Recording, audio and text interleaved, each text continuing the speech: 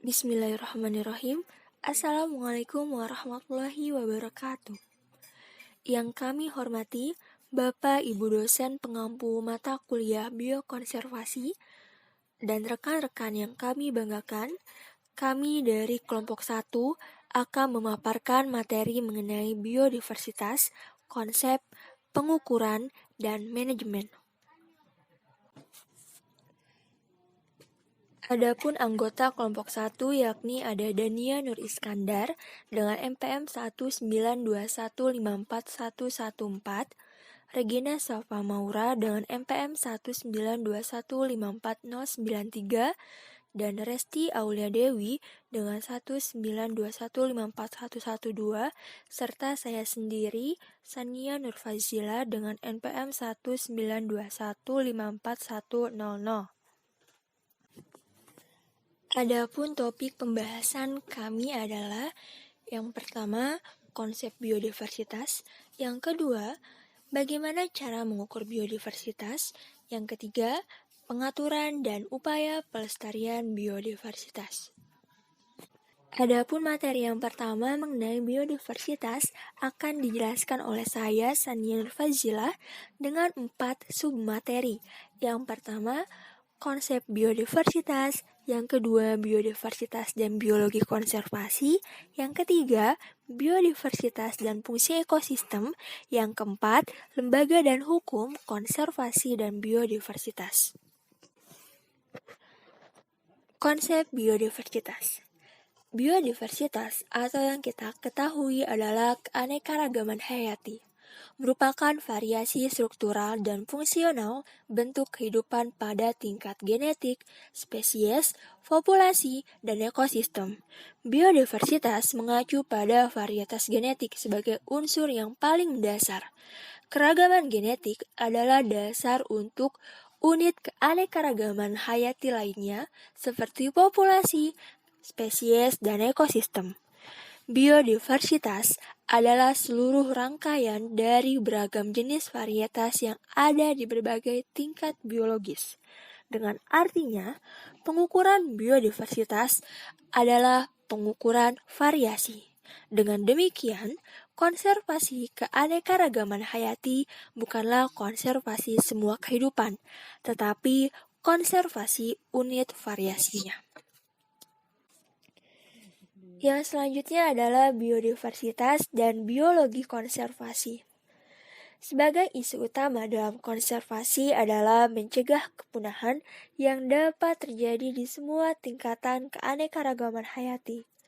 Kepunahan, terlebih yang bersifat massal, harus dicegah, dan satu-satunya cara pencegahannya adalah pengelolaan dalam tindak nyata secara berkelanjutan. Konservasi keanekaragaman hayati harus dilaksanakan di 3 tingkat keanekaragamannya, baik itu ekosistem, spesies, maupun genetik. Hilangnya biodiversitas adalah masalah sistematik yang tertanam di bumi, terutama konversi dan manipulasi habitat alami yang dirancang untuk memaksimalkan manusia.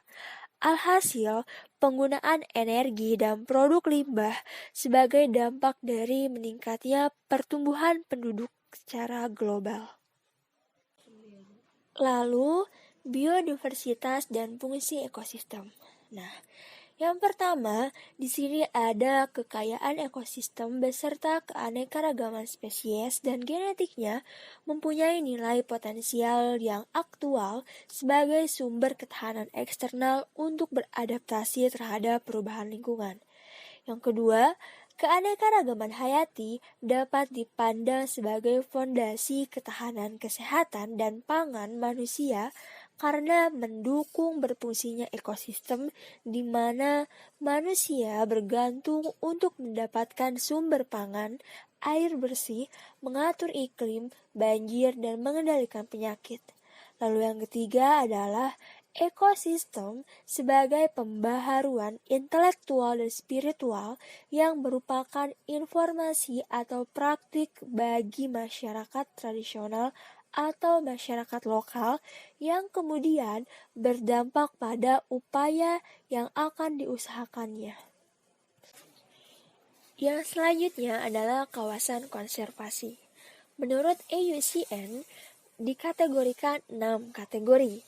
Yang pertama, kategori 1A yakni cagar alam, kategori 1B area hutan belantara, kategori 2 taman nasional, kategori 3 monumen alam, kategori 4 area pengelolaan habitat atau spesies, kategori 5 pegunungan atau lautan yang dilindungi, kategori 6 yakni kawasan lindung dengan penggunaan sumber daya yang berkelanjutan. Di Indonesia, terdapat Undang-Undang Nomor 5 Tahun 1990 tentang konservasi sumber daya alam hayati dan ekosistem. Terbagi dua kategori konservasi. Yang pertama, kawasan suaka alam, yang terdiri dari cagar alam dan suaka marga satwa. Yang kedua, ada kawasan pelestarian alam, yang terdiri dari taman nasional, taman wisata alam, dan taman hutan raya. Pembahasan yang terakhir adalah mengenai perlunya sistem hukum yang efektif sebagai peran hukum dalam konservasi. Perlindungan yang efektif bagi kelestarian jangka panjang keanekaragaman hayati di tingkat ekosistem, spesies, dan genetik sangat diperlukan bagi masa depan umat manusia. Walaupun tujuannya sangat mulia, tindakan konservasi selalu mendapatkan tantangan yang besar yang disebabkan oleh banyak faktor, termasuk faktor sosial, ekonomi, dan juga kejahatan. Sehingga berdampak pada munculnya keterancaman yang berdampak bagi lingkungan sekitar. Keterancaman tersebut terutama disebabkan oleh dua faktor utama. Yang pertama adalah pemanfaatan keanekaragaman hayati yang berlebihan, termasuk secara ilegal. Yang kedua, kerusakan habitat yang disebabkan oleh konversi dan penggunaan bahan-bahan berbahaya dalam pemanfaatan sumber daya alam. Nah, tanpa adanya sistem hukum yang memadai untuk mencegah kepunahan keanekaragaman hayati, sistem hukum yang memadai termasuk ke dalam pelaksanaan dan penegakannya secara efektif di lapangan. Untuk meminimalisasi terjadinya ancaman-ancaman bagi lingkungan, oleh sebab itu muncullah kewenangan pemerintah terbagi sesuai dengan peran masing-masing pemangku kepentingan atau stakeholder. Nah, ada landasan hukum dalam konservasi. Yang pertama, IUCN dalam World Conservation Strategy dicanangkan pada tahun 1980 dengan 3 tujuan hukum konservasi, yaitu yang pertama, perlindungan sistem penyangga kehidupan, yang kedua, pengawetan keanekaragaman jenis dan ekosistem, dan yang ketiga adalah pemanfaatan yang lestari sumber daya alam hayati dan ekosistemnya. Lalu, adapun di tingkat nasional, terdapat Undang-Undang Nomor 5 Tahun 1990 tentang konservasi sumber daya alam hayati dan ekosistemnya, atau disingkat dengan UU KSDAHE, yang mengacu pada Undang-Undang Nomor 5 Tahun 1967 tentang ketentuan-ketentuan pokok kehutanan, lalu Undang-Undang Nomor 4 Tahun 1982 tentang ketentuan-ketentuan pokok pengelolaan lingkungan hidup, lalu ada Undang-Undang Nomor 20 Tahun 1982 tentang ketentuan-ketentuan pokok pertahanan keamanan negara Republik Indonesia, dan yang terakhir adalah Undang-Undang Nomor 9 Tahun 1985 tentang perikanan. Nah, lalu landasan yang kedua di tingkat nasional adalah Peraturan Pemerintah Nomor 7 Tahun 1999 tentang pengawetan jenis tumbuhan dan satwa, dan yang terakhir ada Peraturan Pemerintah Nomor 28 Tahun 2011 tentang pengelolaan kawasan suaka alam dan kawasan pelestarian alam. Baik, untuk materi selanjutnya akan disampaikan oleh saya Regina Syafa Maura. Nah, untuk materi selanjutnya ada kekayaan spesies dan keragaman alfa. Nah, keragaman alfa merupakan keanekaragaman spesies dalam suatu komunitas ekologi yang biasanya digambarkan sebagai ukuran dari dua atribut kekayaan spesies dan kemerataan spesies, di mana kekayaan merupakan jumlah spesies dalam komunitas dan kemerataan yaitu kelimpahan relatif setiap spesies dalam komunitas. Kekayaan spesies dari berbagai jenis komunitas ini dapat dibandingkan melalui ukuran asosiasi, seperti koefisien komunitas, di mana dua atau lebih komunitas dievaluasi berdasarkan persentase spesies yang dimiliki oleh keduanya. Jika kekayaan spesies merupakan satu-satunya ukuran keanekaragaman, maka komunitas dengan jumlah spesies yang lebih besar akan dianggap lebih beragam. Dilihat pada gambar sebelah kiri, itu merupakan contoh dari komunitas burung yang tinggal di padang rumput tallgrass di negara bagian Iowa. Nah, berdasarkan jumlah kunjungan situs yang sama, situs A ini ditetapkan memiliki 8 spesies dan situs B memiliki 11 spesies. Nah, jika kekayaan spesies merupakan satu-satunya ukuran keanekaragaman, maka situs dengan spesies yang lebih besar, yaitu situs B, dianggap lebih beragam. Selanjutnya, salah satu ukuran kemerataan dan keragaman komunitas yang banyak digunakan yaitu menggunakan rumus indeks Shannon, seperti terlihat pada slide untuk rumusnya untuk menghitung keragaman, di mana PI merupakan proporsi dari total kelimpahan komunitas yang diwakili oleh I untuk spesies keberapa, dan IN atau PI merupakan log natural dari PI. Nah, indeks keanekaragaman seperti indeks Shannon ini menggabungkan ukuran kuantitatif kelimpahan spesies dalam kaitannya dengan kelimpahan total semua spesies. Maka dengan demikian, nilai indeks Shannon meningkat seiring dengan bertambahnya jumlah spesies dan semakin setara dalam kelimpahan. Selanjutnya ada keragaman beta. Untuk lebih mudahnya, keragaman alfa ini mengukur keragaman spesies di sebuah komunitas. Nah, sedangkan untuk keragaman beta mengukur keragaman spesies di antara komunitas. Ahli ekologi R.H. Whittaker menyatakan keragaman beta secara matematis sebagai S per alfa min 1. Di mana S yaitu jumlah spesies di seluruh rangkaian situs dan alfa yaitu jumlah rata-rata spesies per situs atau keanekaragaman alfa dengan situs standar untuk ukuran umum. Jika setiap lokasi memiliki jumlah spesies yang sama, maka S per alfa min 1 sama dengan 0. Dalam hal ini, nilai keanekaragaman beta akan menjadi 0. Ketika lokasi sampel semua memiliki komposisi spesies yang sama, ini menunjukkan landscape yang sangat homogen sehubungan dengan gradien lingkungan tertentu, yaitu setiap lokasi memiliki spesies yang persis sama dan tidak ada perbedaan. Hal seperti ini menunjukkan bahwa spesies yang diamati memiliki toleransi yang luas untuk variabel lingkungan tertentu dan memiliki kemampuan beradaptasi ekologi yang luas dan tumpang tindih. Akan tetapi, hal ini sebaliknya, misalkan jumlah spesies di semua lokasi adalah 100, tetapi jumlah rata-rata spesies di setiap lokasi ini jumlahnya 10.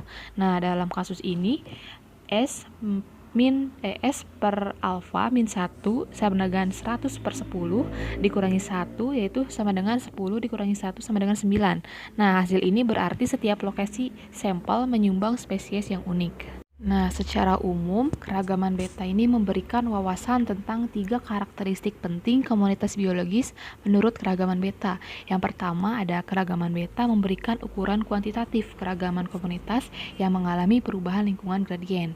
Yang kedua, keanekaragaman beta memberikan wawasan tentang apakah spesies dalam komunitas yang berbeda ini sensitif atau tidak terhadap perubahan lingkungan. Yang ketiga, asosiasi spesies saling bergantung, baik spesies individu ini memerlukan kehadiran dari spesies yang lain untuk bertahan. Selanjutnya ada keragaman gamma.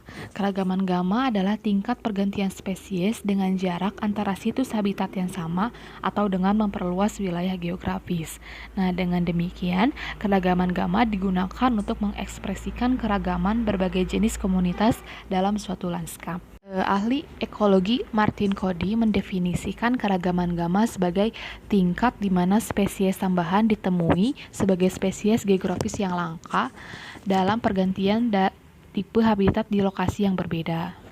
Tidak seperti keragaman beta, nah keragaman gamma ini tidak bergantung pada habitat dan dihitung sebagai rumus yang terlihat pada slide, yaitu ds per dd G plus 1/2, di mana D merupakan jarak pergantian spesies yang terjadi dan G yaitu tingkat keuntungan dan kerugian spesies.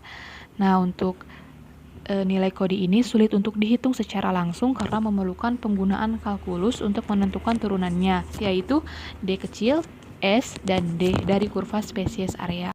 Tetapi untuk saat ini, keanekaragaman gamma lebih sering didefinisikan sebagai jumlah total spesies yang tercatat untuk kelompok situs atau komunitas yang membentuk landscape. Secara singkatnya, keragaman gamma dapat dianggap sebagai keanekaragaman mega alpha, di mana mencakup keragaman alpha yaitu situs dan keragaman beta yaitu komunitas pasar.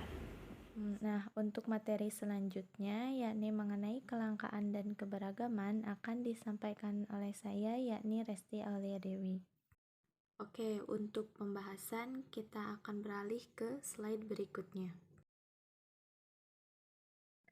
Nah, di sini kita akan membahas mengenai terbiasa dengan kata langka. Nah, apa sih maksud dari hal tersebut? Nah, sebelum itu kita akan membahas mengenai pengertian langka itu sendiri. Nah, langka menurut KBBI atau Kamus Besar Bahasa Indonesia itu dapat diartikan dengan jarang didapat atau jarang ditemukan. Nah, kemudian ada ya pernyataan dari Darwin tahun 1859 yang menyatakan bahwa kelangkaan itu mendahului kepunahan. Nah, maksud dari pernyataan Darwin ini jadi ketika terjadinya suatu kepunahan itu biasanya didahului oleh adanya kelangkaan. Nah, kemudian mengenai keanekaragaman itu sangat berkorelasi positif dengan kelangkaan. Jadi ketika misalkan adanya kelangkaan, maka keanekaragaman juga ada yang berkurang. Nah, ketika tidak ada kelangkaan, maka keanekaragaman pun juga tidak akan ada yang berkurang. Nah, sebagaimana yang telah dijelaskan oleh saudari Regina sebelumnya mengenai keanekaragaman alfa, beta, dan gamma itu akan meningkat dari komunitas menuju lanskap wilayah jika jumlah spesies dan kemerataan proporsional kelimpahannya meningkat, yang berarti kepadatan sebagian besar spesies dapat menjadi lebih rendah seiring dengan meningkatnya keanekaragaman. Nah, untuk poin selanjutnya yang mengenai pola dasar spesies langka itu dapat dicirikan dari 3 poin. Yang pertama itu ada mengenai populasi kecil, kemudian syarat habitat khusus, dan yang ketiga jangkauan geografis yang terbatas. Nah, dapat dilihat dari gambar yang ada di sebelah kanan itu adalah jenis spesies Warbird Kirtland jantan atau disebut dengan Setopaga kirtlandi. Spesies itu sebelumnya terancam punah ya karena si Warbird Kirtland ini ya sudah memenuhi 3 kriteria dari pola dasar spesies yang dikatakan langka. Nah, yang pertama karena ia ditemukan dalam populasi yang kecil, kemudian ia memiliki jangkauan geografis yang terbatas, dan memiliki spesialisasi habitat yang ekstrim.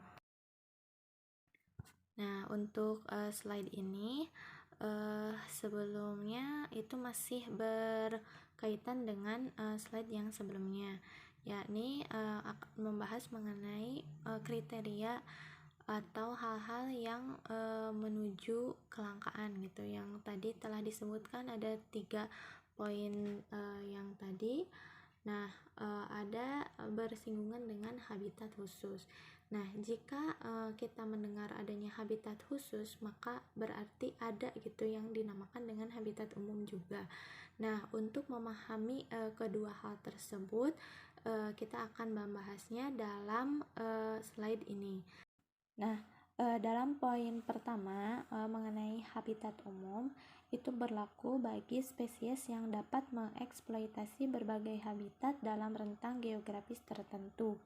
Nah, dalam kisaran tersebut, spesies tersebut tahan terhadap kepunahan melalui hilangnya habitat atau perubahan penggunaan lahan, karena jika satu habitat terdegradasi atau hancur, mereka bisa pindah ke habitat lain atau beradaptasi dengan habitat yang diubah. Nah, contohnya itu seperti Karatanken Sulawesi, di mana banyak itu penggunaan pengalihan lahan yang terjadi di Sulawesi. Nah, kemudian kera-kera tersebut yang mana sebelumnya itu adalah lahan yang asli bagi mereka, tempat asli habitat mereka hidup, kemudian dengan adanya alih fungsi lahan, mereka itu masih bisa tetap bertahan hidup. Nah, mereka dapat melakukan adaptasi dengan mengubah kebiasaan makan, pola aktivitas, dan ukuran kelompok mereka di habitat perkebunan gitu. Nah, adapun poin kedua, yakni mengenai habitat khusus, itu berlaku bagi spesies yang hanya dapat berhasil dan kompetitif dalam satu atau beberapa jenis habitat saja.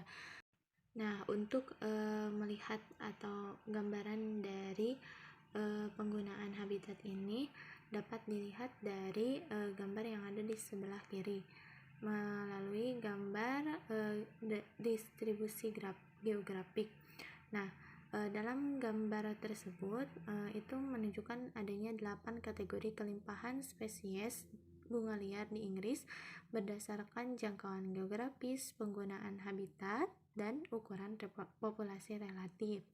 Nah, yang menjadi perhatian di sini adalah bahwa hanya ada satu kategori atau spesifitas habitat yang luas, distribusi geografis yang luas, dan populasi lokal yang besar yang benar-benar dapat dianggap umum. Nah, selebihnya spesies yang 7 itu jarang ditemukan dalam suatu dimensi atau lebih. Oke, selanjutnya kita membahas mengenai populasi besar versus populasi kecil, yang mana suatu kuantitas populasi itu bisa menjadi kriteria dalam pola kelangkaan. Nah, populasi besar itu terdiri dari faktor-faktor yang menyebabkan suatu kuantitas populasi itu bertambah gitu. Yang pertama itu karena adanya tingkat reproduksi yang tinggi, kemudian kelangsungan hidup masa juvenil dan dewasa yang tinggi, dan kemampuan kompetitif yang kuat. Kemudian hal-hal atau faktor-faktor yang menyebabkan populasi kecil itu diakibatkan dengan adanya tingkat reproduksi yang rendah, kelangsungan hidup rendah, kemudian adanya diet khusus. Ini terjadi kebanyakan itu terjadi pada karnivora, karena dengan adanya area yang luas maka dia sulit gitu untuk menemukan makanan. Kemudian yang terakhir tidak mampu menyelesaikan siklus hidup. Nah, besar atau kecilnya suatu populasi itu juga dapat menentukan terjadinya suatu kelangkaan. Seperti halnya yang terjadi pada singa gunung atau disebut dengan puma concolor. Nah, dalam hal ini singa gunung itu walaupun dia terdistribusi secara luas, yang mana dapat ditemukan dari ujung selatan lingkaran Arktik di Amerika Utara hingga Chili Selatan dan Argentina di Amerika Selatan, dan dari pantai Atlantik hingga Pasifik di kedua belahan bumi. Nah, dia itu merupakan karnivora teritorial terbesar gitu, karena dia terdistribusi secara luas. Namun, kebanyakan dari singa gunung ini ditemukan dalam populasi dengan jumlah yang kecil gitu. Nah, sehingga singa gunung ini terancam punah karena walaupun ya sebagaimana yang telah dikatakan tadi, dia memiliki jangkauan geografis yang cukup luas dan toleransi habitat yang luas, tetapi kepadatan populasi yang ia miliki itu rendah secara seragam. Nah, sama halnya dengan populasi besar versus populasi kecil. Nah, distribusi juga menentukan adanya kelangkaan. Nah, di sini kita akan membahas mengenai distribusi besar versus distribusi kecil. Nah, jika suatu spesies itu memiliki distribusi yang luas, seperti halnya singa gunung yang telah tadi disebutkan, kemungkinan ia masih bisa bertahan di tingkat regional atau global. Nah, bahkan jika misalkan si singa gunung itu populasi individunya terancam atau bahkan dimusnahkan di daerah tertentu. Nah, berbeda halnya jika suatu spesies itu hanya teralokasi dalam suatu daerah saja atau dikenal dengan istilah spesies endemik. Nah, jika kita menemukan spesies endemik, itu merupakan spesies yang terdistribusi dalam skala kecil. Nah, spesies endemik yang terbatas membuatnya sangat rentan terhadap kepunahan karena perubahan lokal di lahan di mana ia berada. Nah, jika suatu spesies itu terkonsentrasi di suatu area saja, maka spesies itu tidak ada cadangan individu di lokasi lain yang dapat digunakan untuk mengisi kembali spesies tersebut jika mengalami kepunahan. Nah, adapun contoh dari spesies yang endemik ini adalah bisa kita lihat di gambar yang ada di sebelah kiri, yakni tanaman pedang perak halekala dengan nama ilmiah Argyroxypium macrocephalum. Nah, jika tanaman ini sudah tidak ada di kawah halekala gunung berapi Hawaii, maka tanaman tersebut sudah bisa dinyatakan dengan kata punah karena tanaman tersebut tidak dapat ditemukan di daerah yang lain. Nah, sekian pemaparan materi dari saya. Selanjutnya saya serahkan kepada pemateri selanjutnya. Untuk materi selanjutnya akan disampaikan kembali oleh saya, Regina Syafa Maura. Nah, untuk materi selanjutnya ada pola distribusi. Semua vertebrata serta tumbuhan menunjukkan peningkatan yang nyata dalam jumlah spesies ketika berpindah dari daerah beriklim sedang ke daerah tropis. Namun, ada pengecualian di mana keragaman meningkat di daerah beriklim sedang atau bahkan di kutub. Nah, kelompok yang menunjukkan pola ini diantaranya ada burung laut, lumut kerak, organisme bintik laut, tawon parasit, dan nematoda. Pada tumbuhan, misalnya, keanekaragaman cenderung paling tinggi pada garis lintang rendah hingga menengah, dan terendah pada garis lintang dan ketinggian yang tinggi. Dalam pola luas ini ada tren regional dan habitat yang penting dalam keanekaragaman. Nah, di lingkungan laut, keanekaragaman tertinggi di habitat terumbu karang, zona pesisir dan muara, dan ekosistem laut tropis dibandingkan dengan ekosistem laut beriklim sedang. Terlihat pada slide PPT ada gambar di sebelah kiri. Nah, titik panas keanekaragaman hayati dunia, pusat keanekaragaman hayati global yang hanya mengandung 1,4% dari permukaan terestrial bumi, namun mengandung 44% spesies tumbuhan terestrial yang diketahui oleh dunia, 35% vertebrata darat yang diketahui, dan lebih dari setengah tumbuhan dan vertebrata darat yang terancam di dunia. 25 hotspot pertama yang ditandai dengan yang warna hijau. Nah, diadopsi oleh Konservasi Internasional, 11 hotspot telah ditambahkan sejak itu, dengan 9 diantaranya ditampilkan di gambar ini dengan warna biru. Nah, 2 hotspot keanekaragaman hayati terbaru termasuk hutan Australia Timur dan daratan pesisir Amerika Utara. Selanjutnya ada mengidentifikasi area keanekaragaman hayati utama dan konservasi dengan data yang tidak lengkap. Nah, untuk mengidentifikasi ini bisa dengan menggunakan metode indikator non-sensus yang dapat dengan cepat mengidentifikasi kawasan dengan tingkat keanekaragaman hayati yang tinggi secara tidak proporsional. Nah, selanjutnya bisa menggunakan analisis filogenetik. Analisis ini mengungkapkan ada beberapa area tinggi nilai konservasi dan daerah endemik filogenetik yang tidak terduga yang tidak akan diidentifikasi dalam analisis tingkat spesies. Menggunakan pendekatan filogenetik, situs yang tak tergantikan juga akan mencakup situs yang dilindungi untuk memastikan kegigihan garis keturunan genetik yang unik. Nah, pendekatan filogenetik sementara menemukan garis keturunan yang tersembunyi dengan nilai konservasi yang tinggi, juga meningkatkan jumlah spesies endemik yang rentan dan terancam punah dan membutuhkan perlindungan, yang membebani sumber daya yang sudah terbatas untuk konservasi, dan mungkin informasi yang tersedia tidak akan cukup untuk melakukan penilaian multilevel, spesies pelengkap, dan penilaian garis keturunan keanekaragaman hayati yang diperlukan untuk menemukan semua garis keturunan filogenetik signifikan yang ada. Selanjutnya, di sebelah kiri ada gambar yang merupakan perbedaan antara distribusi spesies, yaitu daerah yang diarsir, dan distribusi berdasarkan garis keturunan genetik, ditandai dengan simbol unik, dari satu spesies amfibi kadal air California atau Tarica torosa, dan satu spesies reptil, yaitu ular raja California atau Lampropeltis zonata.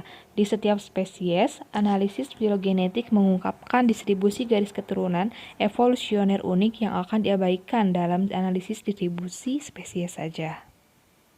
Sekian pemaparan materi dari saya. Saya persilakan untuk pemateri selanjutnya. Materi selanjutnya akan disampaikan oleh saya Dania Nur Iskandar mengenai manajemen, ancaman, dan upaya pelestarian diversitas. Legislasi perlindungan biodiversitas skala global ini dicanangkan oleh International Union of the Conservation of Nature, di mana mereka juga membuat suatu World Conservation Strategy yang memang ini dimaksudkan untuk melaksanakan konservasi sumber daya alam hayati dan berkontribusi terhadap kelangsungan hidup manusia juga pembangunan berkelanjutan, di mana ini akhirnya meluncurkan 3 kerangka hukum konservasi. Yang pertama adalah Maintenance of Essential Ecological Process and Life Support System atau perlindungan sistem penyangga kehidupan. Lalu yang kedua adalah Preservation of Genetic Diversity atau pengawetan keanekaragaman jenis dan ekosistem. Lalu ada Sustainable Utilization of Species and Ecosystem, di mana ini sebagai pemanfaatan yang lestari terhadap sumber daya alam hayati dan juga ekosistemnya. Dapat dilihat di sini bahwa terdapat pedoman klasifikasi bagaimana suatu kawasan diajukan sebagai kawasan konservasi berdasarkan tujuan pengelolaannya, di mana ini sudah disusun oleh IUCN. Bisa dilihat contohnya seperti kategori 1A yaitu Strict Nature, lalu ada juga kategori National Park, lalu ada kategori Protect Landscape and Seascape, sampai dengan kategori Protected Area. Kategori status konservasi IUCN Red List merupakan kategori yang secara global dipakai sebagai klasifikasi terhadap spesies-spesies dari makhluk hidup yang memang terancam punah, di mana status konservasi ini kemudian dikeluarkan sebagai Red List of Threatened Species, yaitu sebagai daftar status kelangkaan suatu spesies. Di sini bisa dilihat ya, ada kategori extinct yaitu kategori punah, contohnya seperti harimau Jawa, di mana memang untuk extinct ini merupakan status konservasi yang diberikan kepada spesies yang sudah terbukti dan tidak ada keraguan lagi bahwa individu terakhirnya memang sudah punah. Lalu ada juga untuk kategori terancam, contohnya sebagai harimau Sumatera, badak Jawa, di mana pada kategori terancam ini yang termasuknya adalah critically endangered, lalu ada endangered dan juga vulnerable. Lalu yang terakhir adalah yang termasuk ke dalam less concern, di mana kategori ini yang beresiko rendah. Nah, untuk resiko rendah ini sendiri biasanya diberikan pada spesies yang dievaluasi memang tidak menunjukkan arah kepunahan. Contohnya seperti ayam hutan hijau, landak, dan lain-lain. Nah, tadi setelah terdapat 3 kerangka hukum konservasi dari IUCN ini, maka didapatlah pencerminan kerangka peraturan Undang-Undang KSDAHE, di mana konsideran undang-undang ini merujuk pada pasal 5 ayat 1, pasal 20 ayat 1, pasal 33 ayat 3 Undang-Undang Dasar 1945 mengenai konservasi. Nah, di sini sangat banyak undang-undang yang memang sudah mengatur regulasi juga perlindungan terhadap biodiversitas yang ada di Indonesia. Selanjutnya adalah konservasi biodiversitas urban. Bagi pemerhati lingkungan, peran biodiversitas urban dalam fungsi pengaturan dan penopang adalah hal menarik untuk dibicarakan, tetapi fungsi-fungsi ini jelas menunjukkan bahwa manusia sangat diuntungkan jika beraktivitas di lingkungan yang beraneka ragam atau biodiversitas yang masih tinggi. Nah, fungsi ini menunjukkan bahwa keanekaragaman hayati urban memiliki fungsi penopang bagi kehidupan banyak makhluk lain. Pengaturan perkotaan sebenarnya dapat menciptakan kondisi yang mengurangi biodiversitas dibandingkan dengan daerah pedesaan ataupun hutan belantara. Contohnya di sini untuk biodiversitas urban, yaitu burung cabai Jawa, di mana burung cabai Jawa ini ternyata dalam beberapa studi yang dilakukan di Jakarta memang masih banyak dijumpai di daerah perkotaan, khususnya di Jakarta itu sendiri gitu. Nah, beberapa jenis hewan endemik seperti burung cabai Jawa memang mampu hidup di pemukiman, taman kota, vegetasi sepeda jalan, hutan kota, dan lain-lain. Dan memang secara internasional burung cabai Jawa ini juga status perlindungannya masih dalam less concern atau tidak beresiko gitu ya. Nah, yang kedua juga ada betet biasa. Nah, di sini betet biasa merupakan burung yang cukup menarik gitu, karena memang di sini burung ini dapat dijadikan duta besar dalam program penghijauan wilayah urban.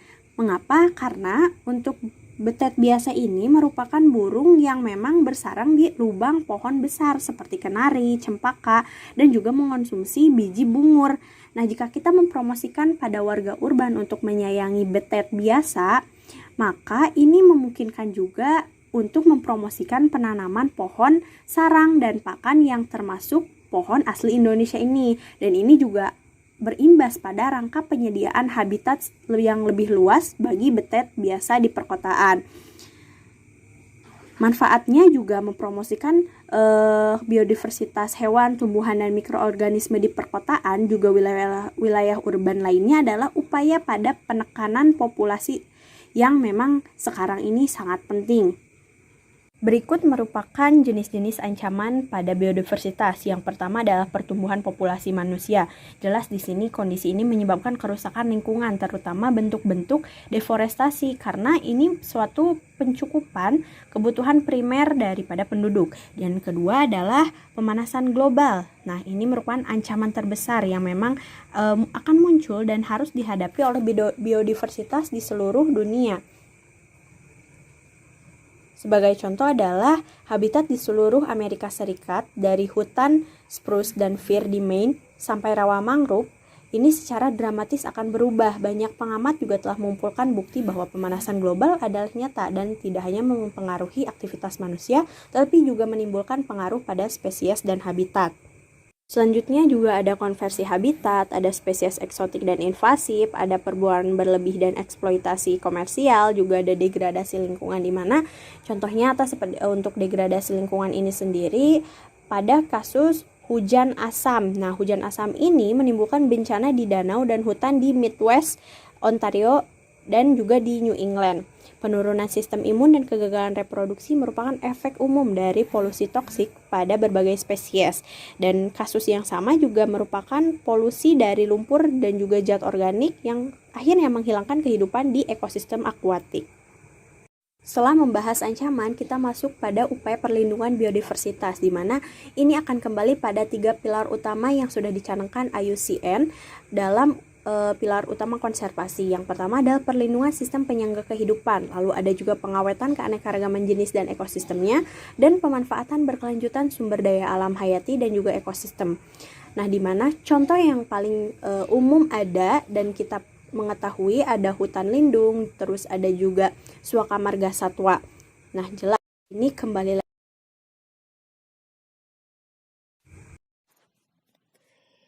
Mungkin itu yang dapat kami sampaikan mengenai biodiversitas, konsep, pengukuran, dan manajemen. Mohon maaf jika banyak kekurangan. Terima kasih atas perhatiannya. Wabillahi taufiq wal hidayah. Wassalamualaikum warahmatullahi wabarakatuh.